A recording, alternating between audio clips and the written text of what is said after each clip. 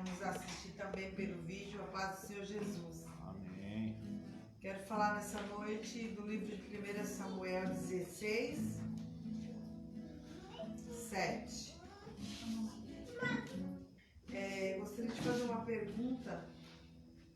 Nós vamos falar o nome de um homem, vamos mencioná-lo, vários passagens, mas nessa passagem específica nós vamos mencionar o nome de Davi. Quem conhece? Quem aqui já ouviu falar de Davi?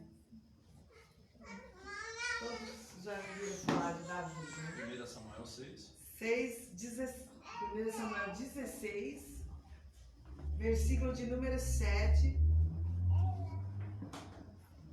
que diz assim: porém o Senhor disse a Samuel: não atentes para a sua aparência, nem para a grandeza da sua estatura, porque o Senhor rejeitado, porque eu tenho rejeitado, porque o Senhor não vê como o homem, pois o homem vê o que está diante dos olhos, porém o Senhor olha para o coração.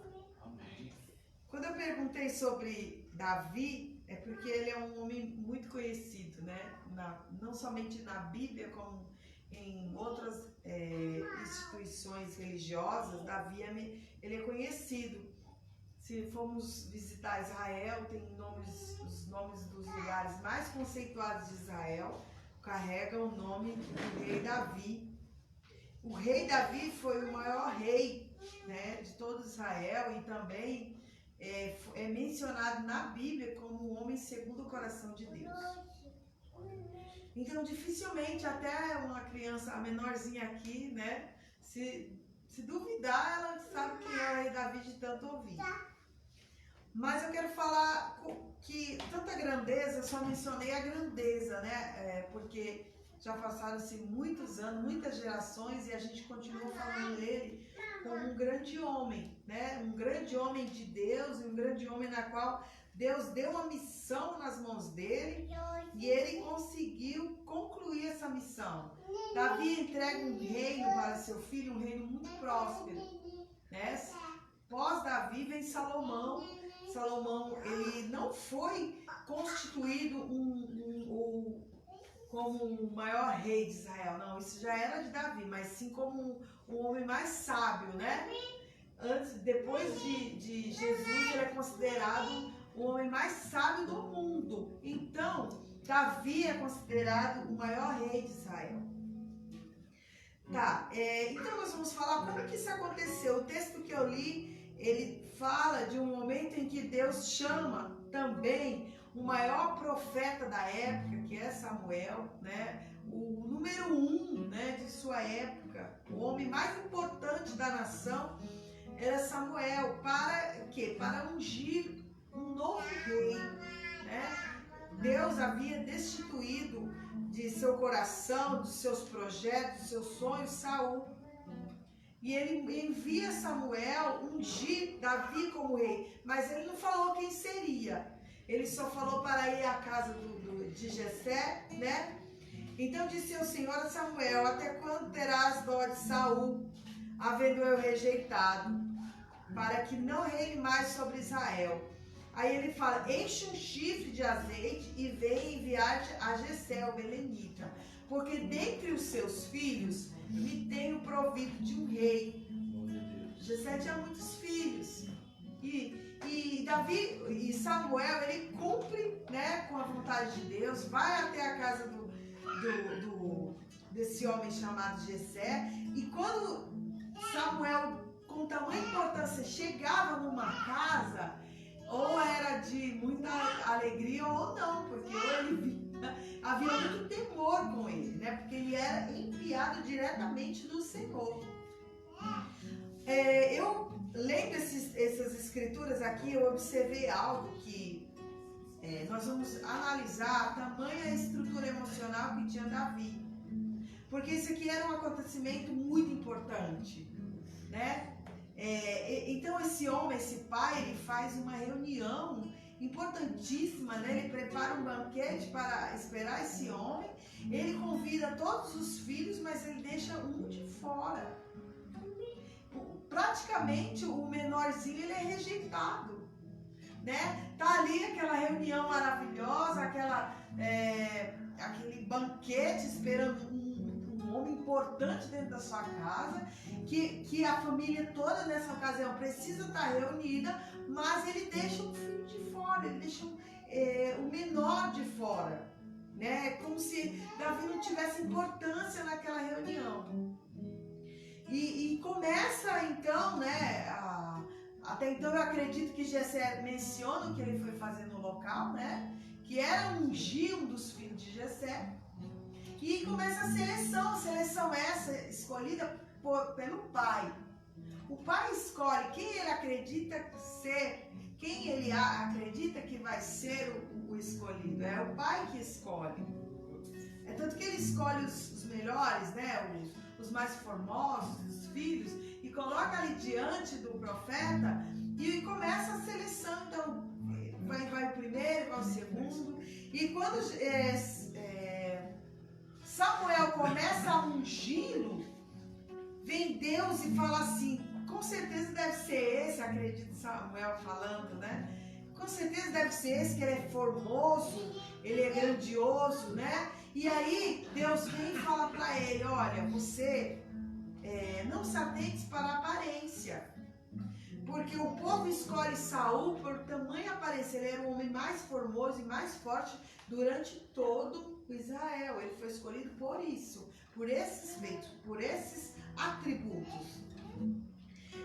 Nem para a grandeza da sua estatura, porque eu tenho rejeitado. Ele já havia rejeitado o primeiro que foi lhe colocado. E aí vem a seleção e não era, vem a seleção e não era. E toda vez, imagina Samuel perguntando, Senhor, é esse? E Deus falando, não é esse, manda vir outro. Até que acabaram-se os filhos. Aí Samuel fala assim para Jessé, acabaram-se os moços? E disse, ainda falta o menor, que está apacentando as ovelhas. Numa reunião tão importante como essa, um de seus filhos estava nesse momento trabalhando, não foi chamado para esse evento, digamos assim. E disse Samuel a Jessé, manda chamá-lo, porquanto não nos assentamos até que ele venha aqui. Nós não vamos começar nada enquanto não tiver ele aqui junto conosco. Então mandou chamá-lo e fê-lo entrar. E aí a Bíblia vai falar agora a estatura de Davi, porque falou da estatura dos outros irmãos, que eram fortes, que eram formosos. Aí daqui a pouco entra Davi, mas a Bíblia diz que ele era ruivo, ele era formoso, semblante de boa presença, ele tinha uma postura boa. E disse o Senhor a Samuel, unjo, porque é este mesmo. Glória a Deus. Glória a Deus. Então, observe que no momento que Samuel pega um chifre de azeite e unjo no meio de seus irmãos, e desde aquele dia em diante o Espírito se apoderou de Davi. Glória a Deus. Então Samuel se levantou e voltou, ele cumpriu a missão dele e saiu.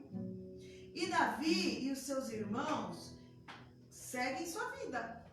Davi volta a trabalhar nas suas ovelhas, Davi volta a cuidar, né, da sua missão, também do trabalho que o seu pai lhe dava nas mãos. Ele continua sua vida normal, como se nada tivesse acontecido, né? Mas ele de imediato não já pega um bastão, não já começa a reinar, ele não começa a dizer agora eu sou rei, né? Eu não preciso mais fazer isso. Não, ele continua com o que ele já estava fazendo. E ele não vai relatar quanto tempo isso durou. Mas vai chegar um momento em que chega a hora de Davi ser evidenciado como rei. Chega o momento dele, a trajetória dele. E é logo no capítulo 17 que não vai contar quanto tempo durou entre ele ser ungido até esse momento que eu vou falar agora. Que vai falar de uma grande guerra, de uma crise entre dois povos, os filisteus e o povo de Israel. Os filisteus sempre vinham, né, atormentar Israel, e dessa vez eles vieram com muita força e trouxeram com ele um gigante. E esse gigante também é muito conhecido. Como Davi é conhecido, o gigante também é. Quem não já ouviu falar de Golias? E o filisteu, eles se ajuntam um lado e Israel no outro. E eles conseguem ficar 40 dias, né? 40 dias ficaram. O gigante Golias, eles estavam no 1 Samuel 17:3 vai falar assim: os filisteus estavam no monte de um lado e os israelitas estavam no monte de outro. E o vale estava entre eles, havia um vale entre as duas nações.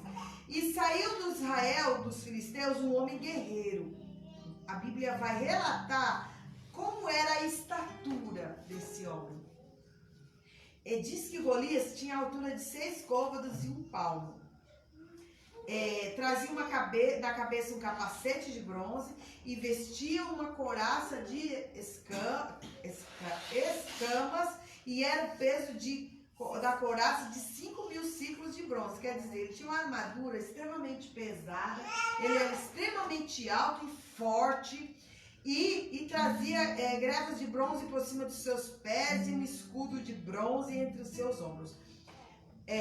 A Bíblia faz questão de relatar o que ele possuía nas mãos, qual era as armas de guerra dele, o tamanho que ele tinha, e ele ficou 40 dias diante do povo de Israel, dizendo quem seria o valente que iria enfrentá-lo. Nós vamos lembrar que do outro lado tinha o rei Saul, que já estava destituído de seu trono, pelo menos para Deus, e muitos outros guerreiros. Mas o povo, ele estava paralisado pelo medo, pelo tamanho daquele homem. E o medo, ele traz isso em nós, né? Existe o medo que serve para nós, de certa forma, termos um pouco, até por defesa, para a gente não sair, né, atropelando tudo, falando que nós podemos isso. E existe o medo que ele paralisa o nosso raciocínio, ele paralisa as nossas ações, ele paralisa a nossa ousadia, ele paralisa a nossa fé. Esse tipo de medo, ele não é bom para nós.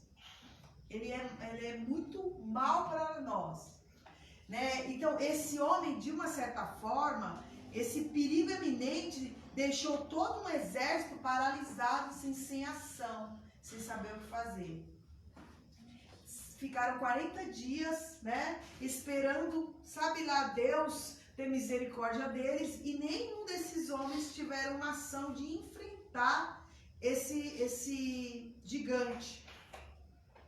E eu lendo, né, isso, às vezes eu vou ler a Bíblia, às vezes não, sempre, e é como se eu estivesse no local. Como é que eu seria nessa situação? Como é que eu me comporto diante de tamanho, né, obstáculo tão grandioso? Porque hoje nós não temos um Golias na nossa frente, nós temos um Golias dentro da nossa mente. Porque nós mesmos nos limitamos, nós mesmos criamos muitos problemas que nem existem, nós sofremos antes de acontecer, né? E às vezes a gente cria um probleminha que é pequeno, a gente transforma ele maior do que ele até mais alto do que esse próprio gigante da nossa vida.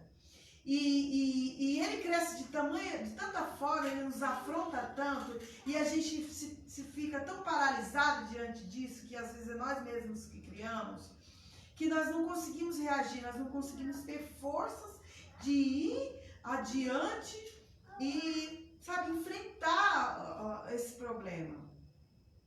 E a Bíblia vai contar que Davi é enviado por seu pai para ir até seus irmãos, ver se eles estavam bem, e também para levar algo para eles. E ele vai até esse encontro, né? Ele vai até lá, quando chega lá, ele vai ver, pergunta se seus irmãos estão bem, né? Mas ele se depara com esse problema, né? Um grande problema. foi lá em vão, ele não foi enviado pelo Pai em vão, né? Mais uma vez eu me coloco também, inúmeras vezes, em inúmeras situações, em inúmeros locais que eu fui enviada, que nossa família foi enviada, né? Seja num trabalho, seja numa instituição na qual nós já passamos, nós nunca somos enviados a um local em vão. Sempre é para que nós possamos fazer algo por aquele lugar, por aquela situação, né? Então, nada é por acaso. Você está num trabalho, tem algo ali que Deus quer que você faça por alguém, seja pela empresa, seja por uma pessoa do local. Não é em vão você estar naquele lugar. Não é em vão. Não é em vão nós estamos aqui. Se cada um de nós estamos aqui, até de uma criança até maior, é porque tem algo aqui que Deus precisa que você faça, que eu faça, que o Lucas faça, que o Kaique faça. Agora, cada um de nós que estamos aqui temos uma missão diferente um do outro. Aí, quando a gente vê um problema, como é que a gente reage? Nós vamos reagir como esse exército aqui, paralisado, vendo o problema, né? Com medo, sem ação, sem atitude, esperando que alguém faça e esse alguém nunca se mexe para fazer? Ou nós vamos ser como esse menino corajoso que, vendo a situação, ele se fica indignado, né? Porque tem um homem lá diante dele afrontando o seu povo, afrontando o exército e afrontando o seu Deus. Ele fica indignado e ele resolve agir. E quando ele resolve agir, quando as pessoas olham para ele, quando os homens olham para ele, né, eles começam a dizer assim, mas você é pequeno, né? Porque quando nós nos posicionamos a fazer algo, vem as críticas. Então, no momento que a gente se posicionar, a gente está preparado para ouvir as críticas. E as críticas dificilmente vai ser um incentivo. Vão dizer que você, olha, não tem postura, vão dizer que a sua roupa não é adequada, que você não tem uma postura certa, que a sua aparência não é boa, que você é mulher, que você é menino, que você é isso, que você é aquilo, né? Tudo isso você vai ouvir para que você, para próprio impedimento, para si próprio, para que você não avance, né? Então você precisa ter uma estrutura para ouvir essas críticas, ouvir o que as pessoas falam, que você não é capaz, que não é para você. Quando elas mesmas estão paralisadas e não conseguem fazer, inconscientemente, elas querem te bloquear também para que você não consiga, às vezes até sem perceber. Então precisa se ter muita força, saber a quem você serve, para quê? Para ultrapassar essas barreiras, essas dificuldades, essas limitações e ir vencer o gigante. E ir vencer a dificuldade. Está aqui uma crise.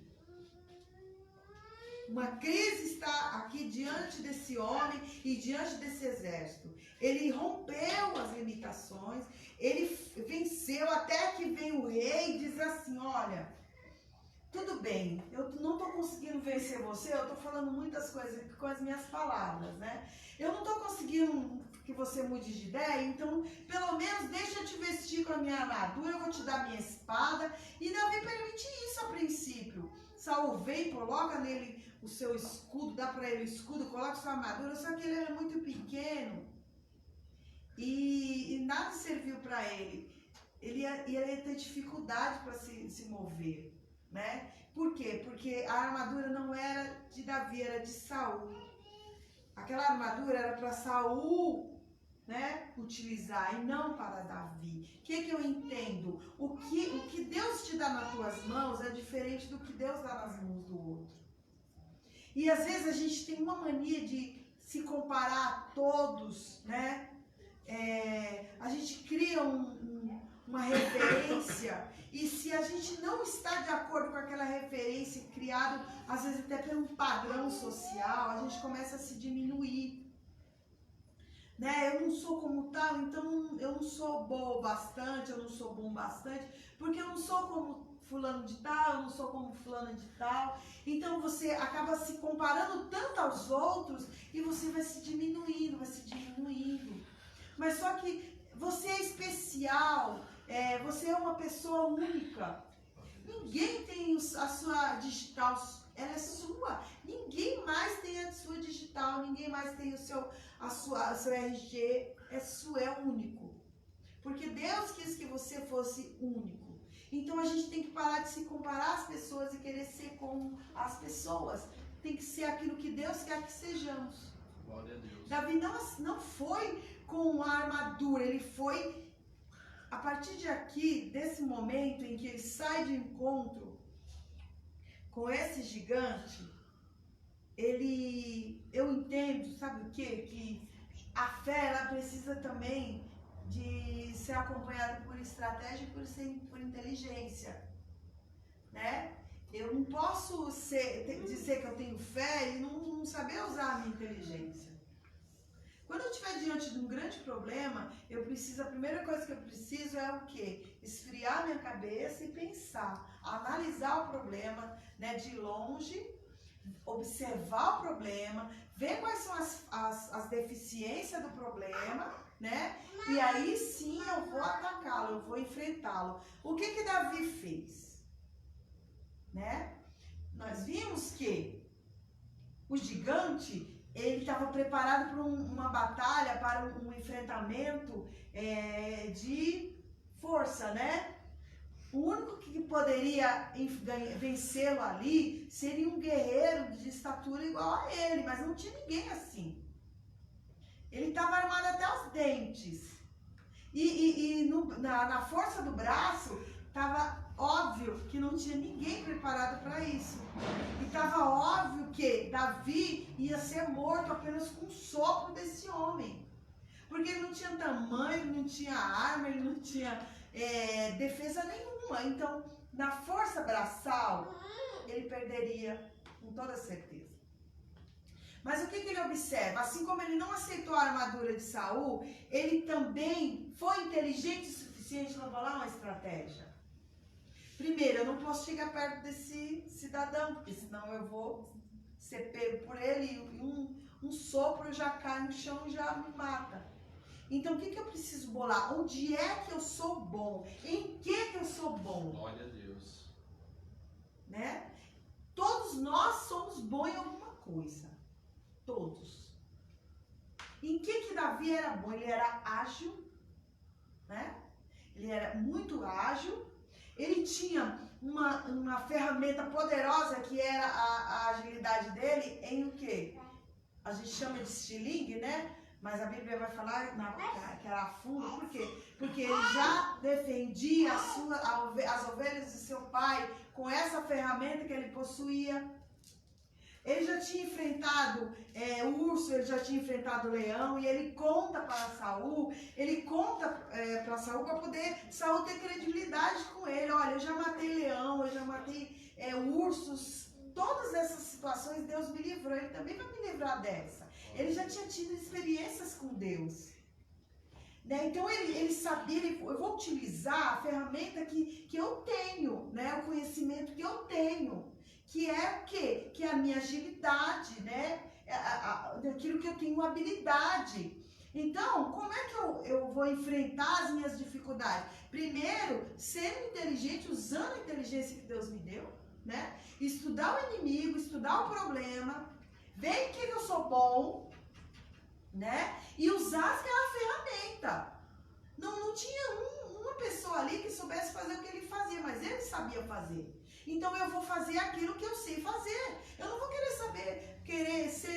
fazer o que o meu tio sabe fazer, porque vai ser perda de tempo, né? Ele também não vai conseguir fazer o que eu sei fazer, porque ele não tem habilidade nisso. Então, vai ser perda de tempo. A gente querer fazer o que todo mundo faz, e aquilo que a gente tem habilidade, a gente vai deixando de lado.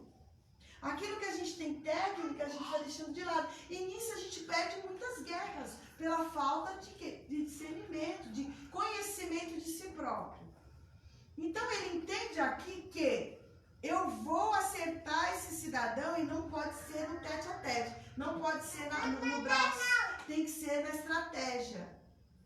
Então, quando a gente fala do estilingue, não é como a gente faz.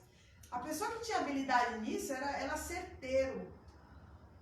Ele vai apenas com 5 pedras na mão e o estilingue, né? E vai de encontro com o Golias. Ele não pode ter uma aproximação, né, muito grande, né? Por quê? Porque senão ele perderia. E a distância ele acerta, ele dá um tiro certeiro no cidadão, que o cidadão ele cai no chão, ele perde todos os movimentos dele. E ele cai no chão.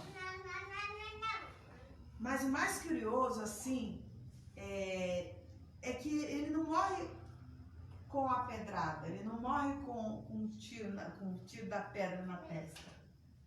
Né? Depois que ele mobiliza o inimigo, o gigante, ele sobe no cidadão, pega a espada e corta a sua cabeça. Ele cortou o mal pela raiz. Ele não deu, olha, você não vê aqui nenhum tipo de exaltação, de ego. Olha, eu derrubei o cara e seus. Não existe exaltação de ego em Davi aqui. Não demonstra isso. Ele foi ágil, derrubou o cara, derrubou o gigante. Logo em seguida ele pega a espada do próprio, corta a cabeça dele. Acabou o assunto. Acabou o problema. Porque não adianta a gente tentar resolver um problema e não arrancar o mal pela raiz. Todo problema precisa ser arrancado pela raiz. Para a gente seguir em frente.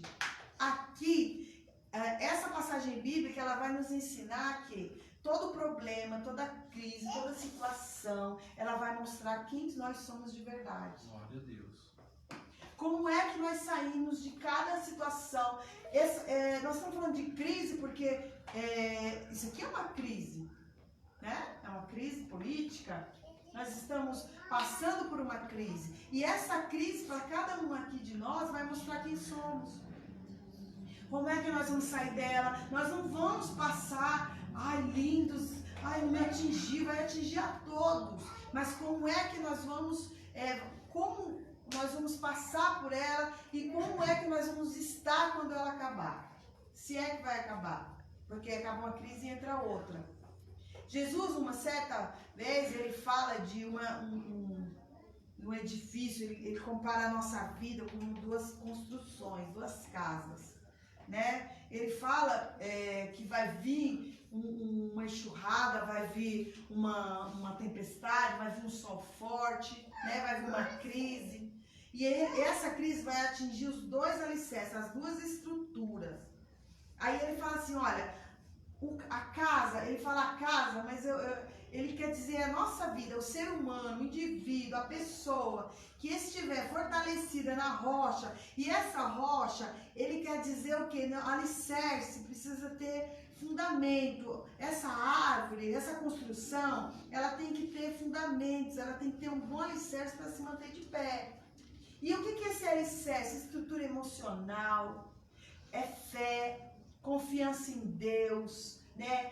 Estratégia que vem de Deus, né? Uma saúde emocional, de compreender que nenhum problema ele vai passar por nós sem Deus nos dar uma solução. Então a gente precisa ter estrutura. E essa alicerce, essa construção que ele fala, é a nossa vida, o que está aqui dentro de nós. Onde é que a nossa fé está? Ela está aqui fora, ela está nos problemas aqui fora que a gente não vê soluções, ela está em Deus, que tudo pode. Então, nós na crise, a crise vai nos mostrar quem nós somos, se nós vamos ser aquela casa que veio a enchente, que veio os problemas e nos levou água abaixo, não permanecemos de pé, né? Ou aquela que enfrentou os mesmos problemas que todos, mas se manteve firme. E com o passar de toda a luta, essa casa com certeza estava toda revirada, mas ela pôde se reinventar, se refazer, começar tudo de novo. E cada vez que você tiver que começar de novo, você faça melhor. Então, esse menino aqui, como começou a vida dele, a história de Davi começou nessa crise, com este gigante, que ele venceu. A partir daí começa a história de vida de Davi, começa a enfrentar guerras, cada vez foram situações mais difíceis, né? A gente acha que Golias era um problema gigante na vida de Davi? Não. Ele teve inúmeros outros problemas muito piores que esse. Mas em cada um ele vencia e se reinventava. Quem não conhece a passagem bíblica da caverna de Adulão, que ele é perseguido mais uma vez por Saul, e ele tem que se esconder, e ele vai para uma caverna sozinho, abandonado, né? Perseguido. E ele já tinha um testemunho de vida ali, né? Ele já tinha tudo isso que ele foi enfrentando e vencendo, se tornou um testemunho. E alguém vai ser seguido. Eu preciso seguir essa pessoa, preciso seguir esse homem. Ele vai para uma caverna sozinho e começa a ir pessoas atrás dele, pessoas que queriam seguir ele, né? Que acreditavam na visão dele, que acreditavam no chamado dele, porque Deus o havia ungido. E a Bíblia diz que não foi pessoas, nossa, foi lá só top de linha, não. Foram pessoas assim que a sociedade desprezava, né? Eram endividados, eram assassinos, era um monte de qualidades assim que, se você ouvir, era só fera. Mas eles foram com um enorme interesse de aprender, de evoluir. E ele pede para que ele seja o capitão deles. E dessa caverna, desses 10 anos que ele fica nessa caverna, nesse deserto, ele treina um exército a Bíblia fala de 400 homens valentes e poderosos. Ninguém podia contra esses homens. São os 400, são os valentes de Davi, que todo mundo conhece. Não conhece pelo nome, mas sabe que houve esse exército forte, treinado por esse homem, por Davi. Né? E vai ter inúmeras situações. Falar da vida de Davi requer 3, 4, 5 ministrações, né? São muitas etapas para a gente falar dele. Mas hoje eu quero falar onde tudo começou e trazer o que isso me acrescenta, o que isso serve de utilidade para mim. Muita coisa. Primeiro, acreditar no que a palavra diz, né? Que Deus não vê como o homem vê, Deus vê o que está no coração da pessoa. Acreditar em cada palavra aqui, isso é fé, fé em quem? Em Deus. Acreditar num versículo que o pastor Douglas leu, que Deus está buscando hoje, agora, aqueles que o adoram em espírito e verdade, aqueles que querem se comunicar com Ele, aqueles que querem uma direção certa, aqueles que querem fazer a coisa certa. O que é fazer a coisa certa? A vontade de Deus, que é melhor para nós. Eu, como mãe, eu não quero que o meu filho siga um caminho errado. Eu quero que o meu filho, ele faça o que é bom para ele, porque eu amo ele. É assim que Deus é conosco. Por que ele quer nos direcionar? Porque ele nos ama e ele quer que a gente seja bem em tudo, que a gente acerte, que a gente erre menos. Por isso que é importante a gente buscar qual é a vontade de Deus. Ela é boa, ela é perfeita, ela é agradável. E querer entender que eu preciso ser útil aqui. Ele me mandou aqui, não foi em vão, eu não existo em vão. Eu existo por uma grande causa, eu existo porque eu tenho uma missão nesse mundo. E essa missão, eu tenho certeza que não é só ser mãe, né? Não é só ser a Marlene, não é só ser casada com o Douglas. Não é só isso, é algo maior. E vai depender de mim, né? Concluir essa missão ou não. Assim como cada um aqui que veio nesse mundo foi para algo grande. Então, o que vai diferenciar de mim e você? É acreditar. Glória a Deus. É isso que vai diferenciar. Eu posso acreditar e você não, eu posso seguir e você não, mas a missão, nós viemos com a mesma missão de galgar lugares que homem não viu, ouviu, né? Porque é o que Deus quer para nós. E é isso que eu quero dizer essa noite, para que nós rompemos as barreiras que têm nos limitado, né? Para que a gente enfrente os problemas que insistem em nos neutralizar. Como? Com aquilo que Deus nos deu, a ferramenta que Deus nos deu à nossa mão. Qual que é? Cada um tem que buscar em si qual é a sua. A minha eu sei, né? E uma das ferramentas mais poderosas que Deus nos dá é acreditar aqui, porque esse Deus que mandou ungir Davi, esse Deus que abençoou ele, que ungiu e o seu Espírito se apoderou dele, ele continua até hoje, ele é o mesmo, ele nos ama da mesma forma, não é diferente. É acreditar nas Escrituras, acreditar que Ele é poderoso para fazer coisas infinitamente na nossa vida. E que a única coisa que eu tenho que fazer é ter fé, é ser ousado, é romper as barreiras, as nossas limitações e acreditar. É isso que Ele quer de nós, não é muita coisa. É só que a gente tenha fé nele, né? E que a gente acredite e pare de se diminuir tanto. Pare de se sentir tão pequeno. Ser humilde não é se sentir menor. Não. Perante Deus nós somos todos iguais. Amém? Amém. É isso que eu queria falar nessa noite. Rompa os seus limites, seja ousado, tenha fé que Deus está de prontidão para nos abençoar. Que Deus abençoe a vida de cada um. Abençoe a nós todos e que tenhamos um término de noite maravilhoso e uma semana maravilhosa para todos. Amém? Amém. Palmas para o Senhor.